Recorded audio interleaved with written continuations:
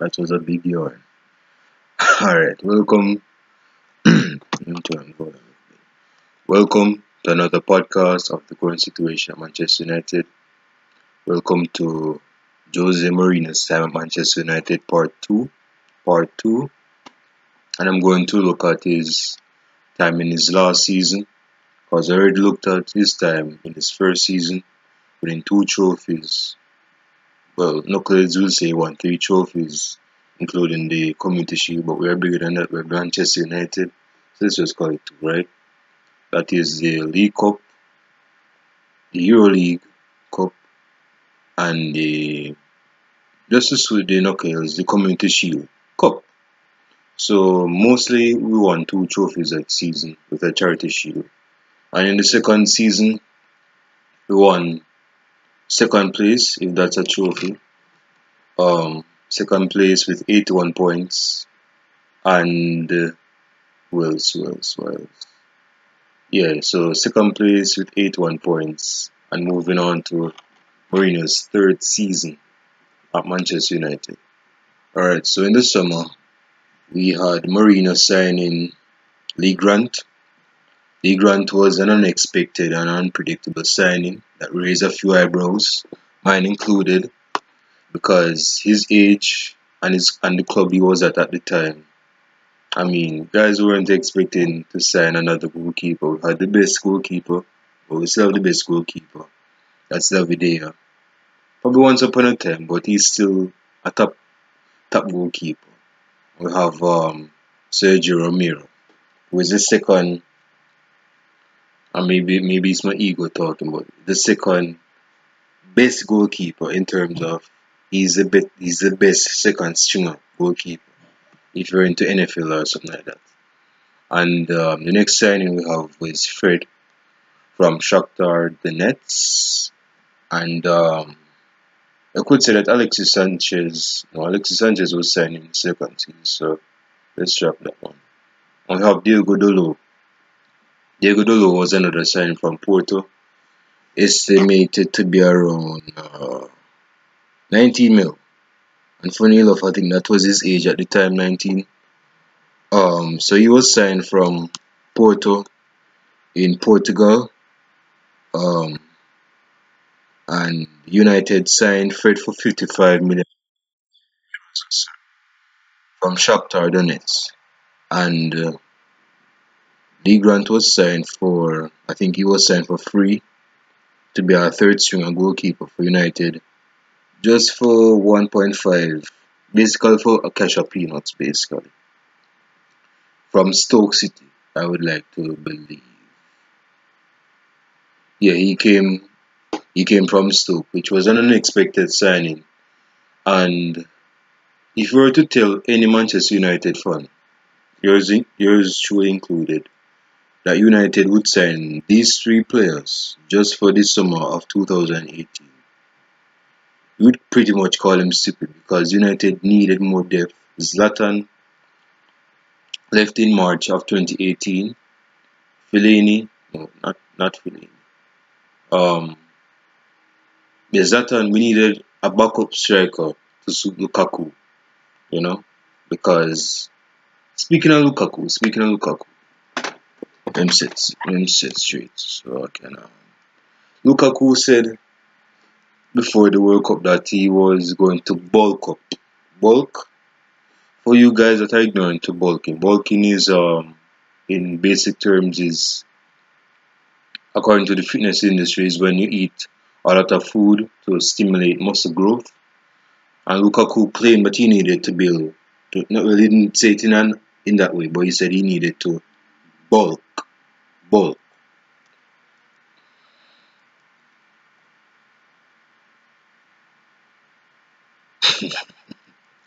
Why does why did he need to bulk at that time? I mean, Lukaku was already big, so I mean, I don't know why he's trying to bulk.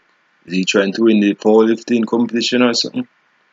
He's supposed to win the World Cup competition or something with Belgium.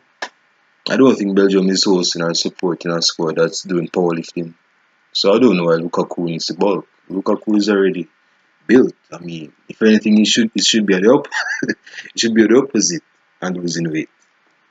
That should be Lukaku's reality, but that's a different story. Um, yeah, but after the World Cup, Lukaku, speaking of Romelu Lukaku, he came back overweight, the least to say the least. And Mourinho was getting a lot of slack because the preseason was not bad. I mean, we scored a good amount of goals. We played against Liverpool, and um, but Mourinho's press conferences were becoming dull, and Mourinho's press conferences, on average, especially in his younger years when he had that passion and spark and drive, everybody would like watch Jose Mourinho's press conferences. But coming to his third season at Manchester United, that began to decrease, precipitate, and decline slowly because slowly but surely his drive, like his tactics weren't working. Tactic wasn't working, and he that showed in the first match of the Premier League season when he when his Manchester United side beat Leicester 2-1. It was the most convincing game. Goals from Pogba from the penalty spot and Luke Shaw with the other goal at the other end of the pitch in the second half, I believe. And then Vardy, because of Luke Shaw, yeah, he skinned Luke Shaw and Vardy netted the goal, I believe, or Leicester and some other Leicester player. But Luke Shaw got skinned in his first game. Um, and Lukaku got a few chances in earlier of that season. When Lukaku was playing, Sanchez got chances, Lukaku got chances, and they spurned it, they squandered it, they wasted it. And it kind of added on to the pressure of Mourinho because, see, if you're the owner of a club, right? If you're the owner of a club and you hire a manager to manage some players for the betterment to win, for the betterment and endearment to win trophies, to be a better club by winning trophies, you have to win trophies. So if the players do not win the trophies, but the manager is telling them the players what to do and the players don't do it, out of the manager and the players, who do you think is going to get more stick? The thing is the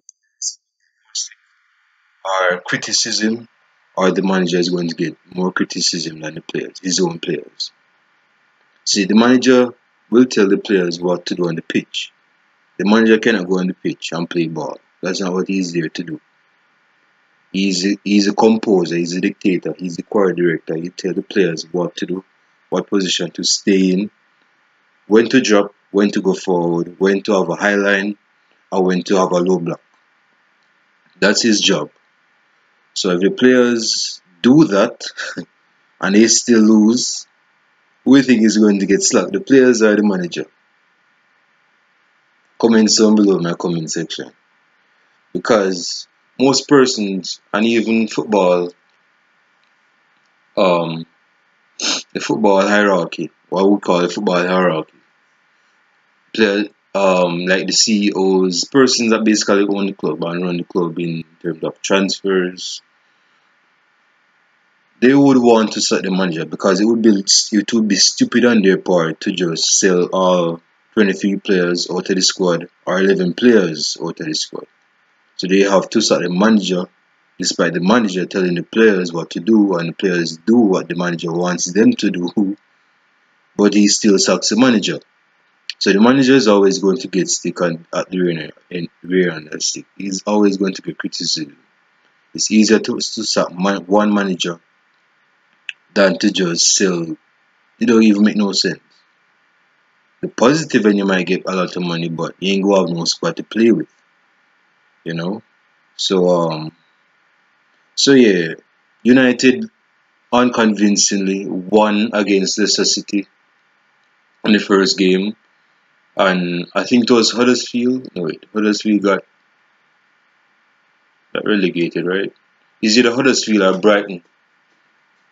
Yeah, I think Brighton beat Yeah, Brighton beat United away from home. Chris Hughton's side beat United 2-0.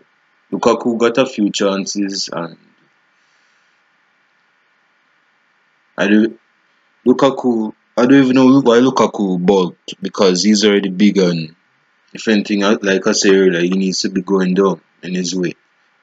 But that's a pass. That's a pass. Um, of course, Mourinho was getting sick in the press conferences. He was getting questions thrown at him, and of course, his answers were vague. It was very ambiguous. It wasn't very direct. It wasn't like he would passively aggressively throw the blame on the players in a subtle way. Mourinho is very good at that. Very good at it. In a subtle way, he would blame the players in a passive aggressive way, and he would like manipulate the the persons that participate in the press conference, and the journalists, to say, yo, the players are the reason why I'm not getting the results.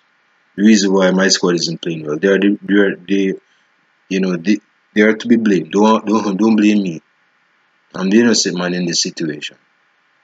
So that's what Mourinho was basically saying in some of his press conferences.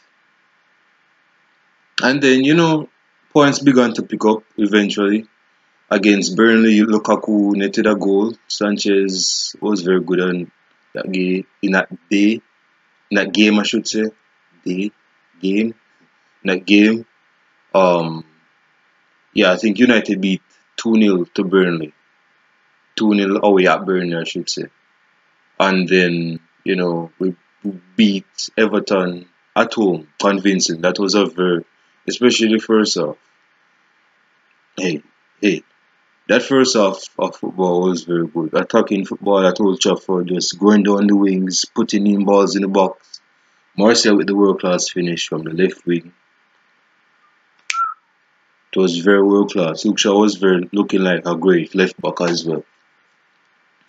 But the smart supporters that did those have to understand that those results didn't change the mindset, or it didn't change the mind of what they had their opinions on Mourinho, because see, there's a manipulative tactic.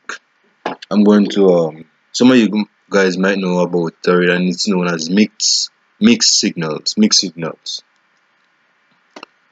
And mixed signals as is a manipulative tactic where you, whether you're a manager or a person, you would okay, let me just sing this word. Okay, let me try break this down as simple as I can.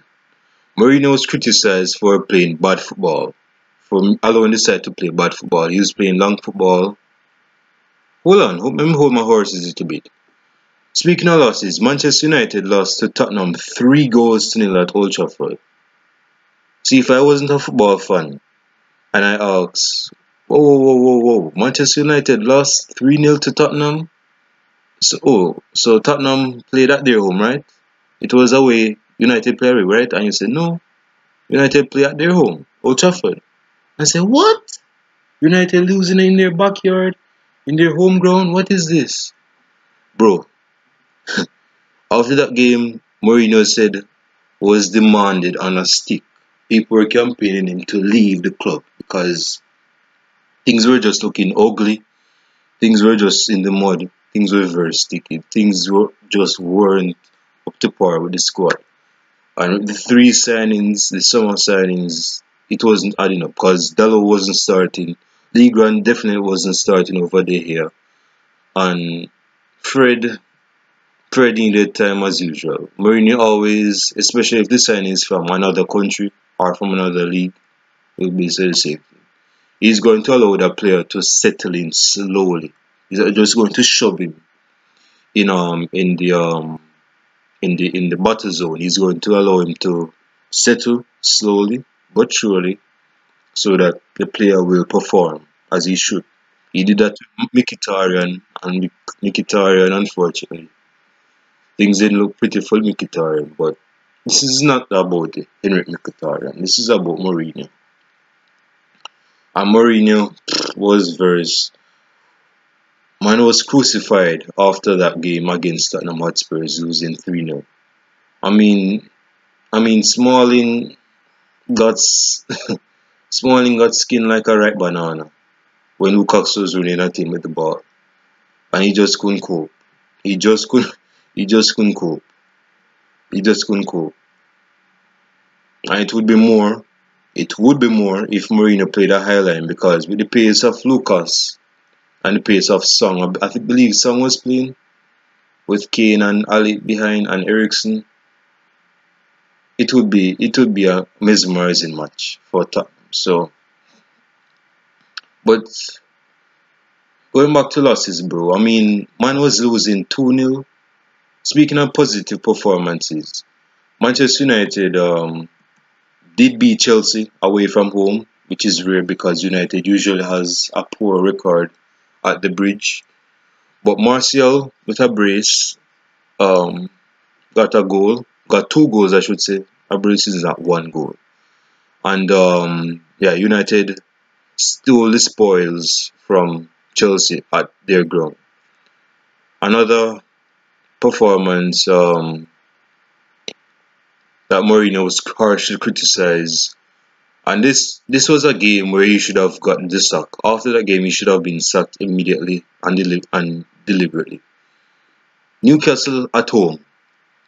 Manchester United hosts Newcastle at home, and United was losing to Newcastle 2 goals to 0 on Saturday. I remember the game. I was at church and I was outside and I was listening to it. And people were saying this guy needs to leave. This guy needs to leave. He needs to leave. He's not good enough. He's not good as a manager. He's just lost. He's just lost the plot. He needs to leave. And I think United were hold on, let me check. Let me check the result so I can be sure. Let's see. Hold on a second.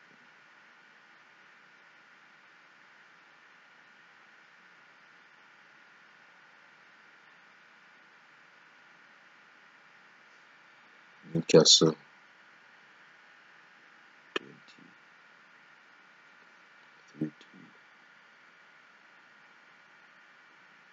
Yes, Manchester United, through the skin of their teeth, twirled the game back in their favour. But it wasn't in their favour to begin because they were losing at first. But United were losing to Newcastle 2 goals,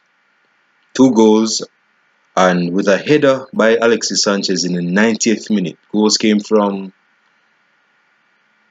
good link up by Pogba and Martial to finish it, make it 1-1, if not 1-2, 2-1, still in Newcastle's favour.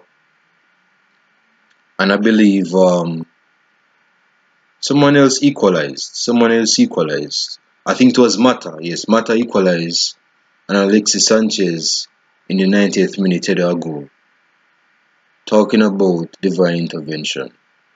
So United did get the win, get the 3 points, but still, Mourinho was still under a lot of pressure. Even Mark Goldbridge from United, son, a guy that really loved Mourinho, said that Mourinho, he even turned on Mourinho. He said that, yeah, man turned on Mourinho like turning like a zombie. Man turned on Mourinho. He was saying, okay, I love Mourinho. He's a great manager, but he needs to leave. Man, he needs to leave the club. The juice is not worth the squeeze anymore. He just needs to leave. Not good enough. Not good as a manager. Players aren't playing for him. Speaking of that, and this is why Mourinho is not a long-term manager, because he has tendencies where he breaks up. I won't say break up because they're not in a relationship. Well, at least off the pitch. He has tendencies where he falls out with his players, and that has happened to at Chelsea, especially in the second tenure or second sojourn, at Real Madrid, at Inter Milan, a few players at Inter Milan. At Real Madrid, big time, because Real Madrid always have big egos, and you have to be mentally strong to be managing those type of players with strong personalities, and that allowed him to get sacked from Real Madrid. Well, people say that he left on following what's it called, immediate effect or something. I believe he was sacked, but he was definitely sacked at Chelsea twice, and he got sacked. No, he got removed. No, he left Inter Milan because Real Madrid were interested in him and he wanted to leave. Inter Milan would have kept Mourinho if they had it, but Real Madrid had more money to call Mourinho, and Mourinho answered that. But flowing this full circle back at United's manager at the time, Mourinho, was falling out with Paul Pogba, which was arguably our best, and still is our best player. He doesn't play any goal. Yeah, bro. I mean, come on. I mean, I understand that he wanted to. He even said that Pogba was a virus. He even said that he was a virus, meaning that he was toxic to the club, meaning that his behavior was not of a player, at least a mature player, and he was stripped by, which was, I believe, was a very good decision. I would have done the same thing. He stripped Pogba of the captaincy armband when Pogba was saying, "Hey, the manager should have done this," and I'm like, Mourinho was like, "Okay, bro, I'm dismantling you as captain. You're not my captain material, at least under me. You shouldn't be captain." And Mourinho had a spit and spat fallout with Paul Pogba. It was showing on the training ground. Things were just not looking pretty. It was looking very ugly. It was very looking repulsive. It wasn't a good look. And to the detriment of Mourinho, to keep this video short, this is part 2 of Mourinho's time at Manchester United. Mourinho, before he got executed, figuratively speaking, of course, there were times where Mourinho, out of nowhere, got results. I just named him getting, I wouldn't even say him getting results, because the players did that. I guess they really felt sorry for Mourinho, so they kept him my job by beating Newcastle. Prior to Newcastle taking the lead at Old Trafford, United lost in the Champions League to the old ladies, that is Juventus, the Italian side Juventus. At home and away. At home they lost to Juventus from Dybala, a goal from Dybala, and away United were losing. They were losing, and out of nowhere, with a free kick from Mata and a goal from I believe it was. I think it was. It couldn't be Pogba. United won that game. Let me check. Juventus. Like I can spell Juventus against.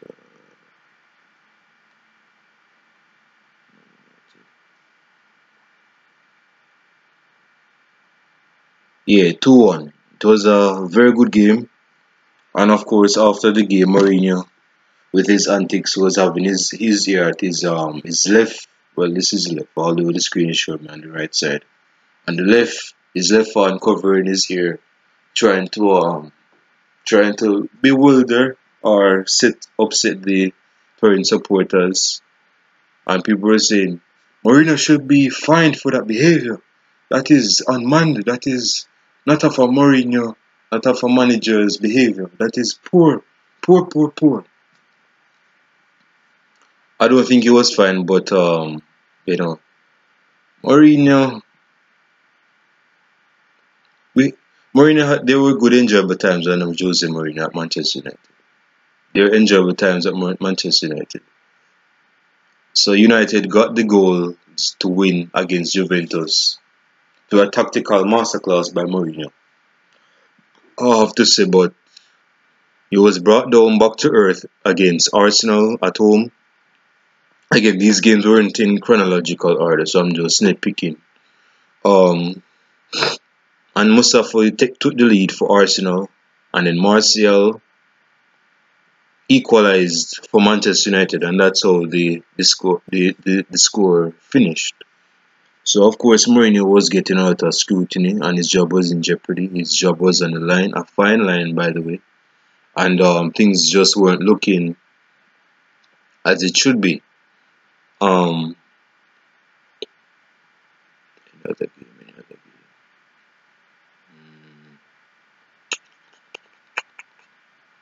yeah, just to wrap this up, okay.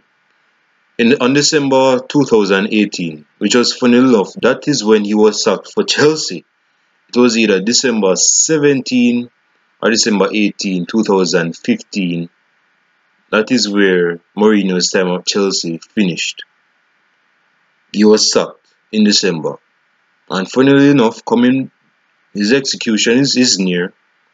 United was supposed, well, they did play, so it's not supposed because that's gone. They played against Southampton away from home.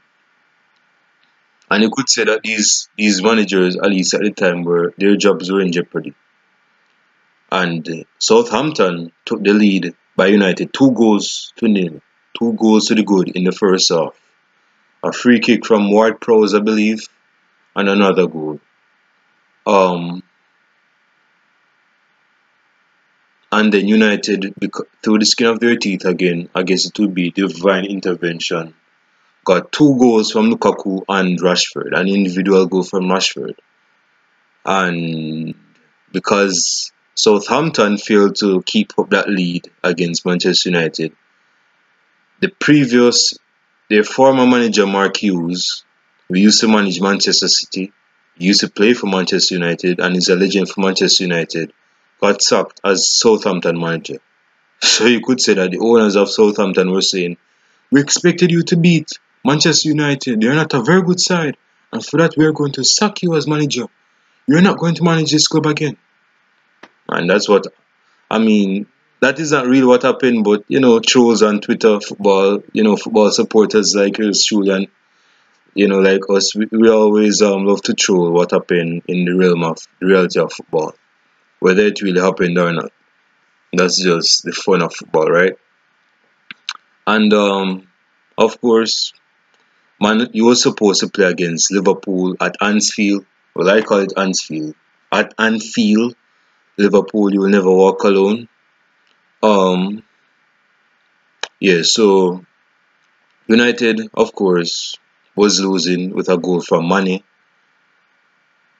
United equalized it from Lingard, a good poacher tapping from Lingard. But United couldn't keep up. Goals from Shaqiri, who was a substitute, came in the second half and got the 2 goals to add on to the 3 goals to 1 victory of Liverpool. And after that game, a lot of United supporters were nodding their heads and saying, "This is Mourinho's last game. Things aren't looking bleak. His side is not in the top 4, if not the top 6. Things are looking bad for Mourinho." I think we were in like 12th place or something. 12th place in November or December. Could be a little lower than that, but I mean, things were. It wasn't looking good. And Mourinho knew that. He knew he was going to get sacked. He knew that. And of course, on December 2018, on the 18th of December 2018, I usually get notifications on my iPad, not my iPad, my tablet, or whatever you call it. You young guys call it, but I'm still young. But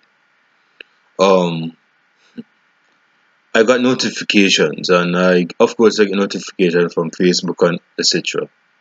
But this particular notification struck a chord with me, and I knew it was going to happen at some point. I got this Instagram post because I follow the Premier League on Instagram, and they would post whether it's a goal, great goals from the past or whatever. But going back to it, I clicked on this post and it showed in the picture Manchester United, Old Trafford Stadium. Like they have, I don't know if you've ever seen Old Trafford in pictures or in real life or in person, where it has the name Manchester United and it has the three statues outside in that picture. When I saw that picture, I knew in my head that Mourinho was sacked. Almost every club does that. They would show the picture of their stadium. They wouldn't show the picture of the manager because it's not a death program or a funeral program, if you like, of the stadium. And if you read below, you would know what happened. You see that Mourinho was no longer manager for Manchester United. And you could say through the likes and the comments, I mean, a lot of us weren't surprised. We knew it was going to happen at some point, but that's what happened, bro. I mean, you were not breaking up because again, he wasn't with any intimate relationship with his players, at least that none that I know of. But the players, his relationship with the players were becoming as sour grapes. It wasn't as sweet. It was becoming more bitter. His relationship with the fans, some of the fans, even when he came to Manchester United, especially in his second season, they were saying that we don't think Mourinho wants to be here. We don't think he wants to be here because if he wanted to be here, he would be living in, because Mourinho was staying in a hotel in London. That's his background. That's where he was staying and living. He was living in Old Trafford, but nobody could live in Old Trafford. But he was living in Manchester or in the UK. I don't know England that much, so I might be misquoting, but he doesn't live anywhere near Manchester United in that realm. He lives in London, you know. And people were saying, "Oh, if he loved Manchester United, his house should be in Manchester," you know. And people thinking he was detaching himself from Manchester United. But coming back to this manipulative thing I said I was going to touch base with earlier, and this is where a lot of Manchester United fans still wanted him, not really wanted him, but they said Mourinho did certain stuff for the betterment of the club, but others saying no, we're not buying it. Mourinho, nah. This is why Mourinho is known as a manipulative coach, because this is the manipulative the thing he would do. In some games, he would play pragmatic football, especially away from home. He would play pragmatic football where they don't really attack. They would sit back and not press and not attack, but they would counter attack because that's Mourinho's bread and butter. He's known for counter attacking. But without the ball, they would be on the defensive. When they are with the ball, they would go on their counter attack, which was rare because Mourinho is known as a side that will get points with his hands dirty. It's not the best way to get the points. So coming back to this manipulative tactic, Mourinho in most games would play pragmatic football, defensive football, boring football, but just to add some flavor into the dusty pan, as they would say. If the dusty pan has no flavor in the dough, you just sparkle off a few, ounces of sugar on it. So those ounces of sugars would be games at home, or even a few games away from home, where they would play very good football, but Mourinho would nitpick it right there, nitpick it right there, nitpick it right there, because he was saying, okay, the fans, of course Mourinho knew this, he really knew that. He knew that the Man United supporters didn't love his football. So this is what he did. In most games, he would play pragmatic defensive football. Check mark. But when the criticisms were becoming more shady, more overt, more obvious, more coming, he was saying, oh shit, The Manchester United supporters don't play good football. So let me just allow the players to play very good football in the first half at least. And just nitpicky right there, nitpicky right there, nitpicky right there. And if you watch the game against Everton at home in 2018, fall of 2018, a lot of fans after that game were saying, yes, Mourinho should stay. See, he does play good football after all. He does play good football after all. He should stay at the club. He should stay at the club. Yes, he's not the best manager, but he plays good football if he needs to. See, that's a manipulative tactic that he would use on delusional supporters just to get him on his side again. But for objective supporters, and there are times I could be objective when I want to be, or when I need to be, at least in debates, they were saying, Mourinho, we know what you're doing. We know what you're doing. We know your playbook already. We know your playbook already. You're trying to send us mixed signals so we could fall for the okie-do and say, okay, you're playing good football, you should stay. Nah. And Mourinho, it bit Mourinho back in the ass because he was sacked. But even when he was at Chelsea, when he won the Premier League with Chelsea in his second tenure, did you know that Mourinho in 2014 and 2015, not to go on a long segue, from early August of 2014 to December, Chelsea played some of the best football, especially at home. Chelsea played some of the best football.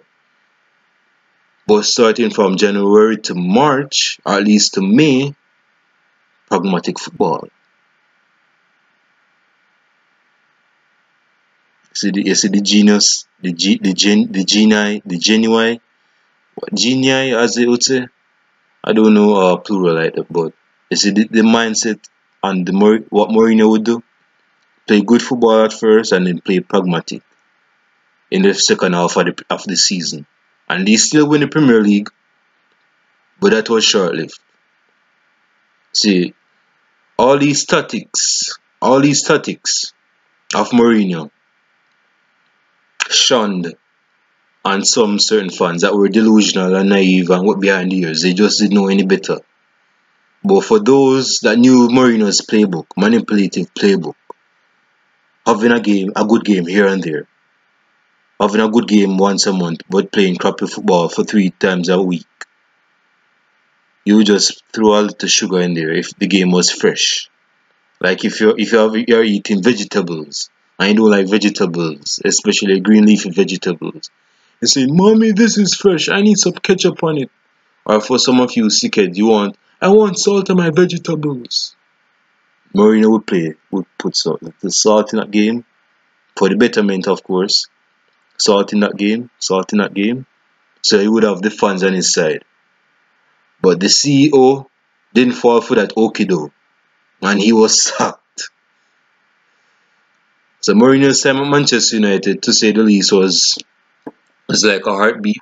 Up here, so it was like over 100 beats per second, and down here it was like he was in a sleeping state, where his heartbeat was at a minimum, and he got sacked because his playbook didn't manipulate him into staying for the rest of the season. And this is where I end this video. See, Mourinho is a great manager, never get it twisted or misconstrued. From his time at Porto and up until this time at Tottenham, Mourinho is always a great manager. Never forget that. Does he have his flaws? Of course. He's never an angel. Mourinho was never an angel. But on his day, Mourinho could lighten up a press conference room with his charisma. And that is lacking at this. Well, not really lacking because he's somewhat enjoying himself at Tottenham. But at Manchester United, especially in his last 2 seasons, especially after Sevilla knocked them out of the Champions League, his press conferences became more dull, more boring. People were saying, this is not the Mourinho we used to know. The guy with the brightest smile. his cockiness, his confidence. Nah, this is the Chinese version of Mourinho. This is not Mourinho anymore. Mourinho is a far cry from the former manager he was. This is nothing.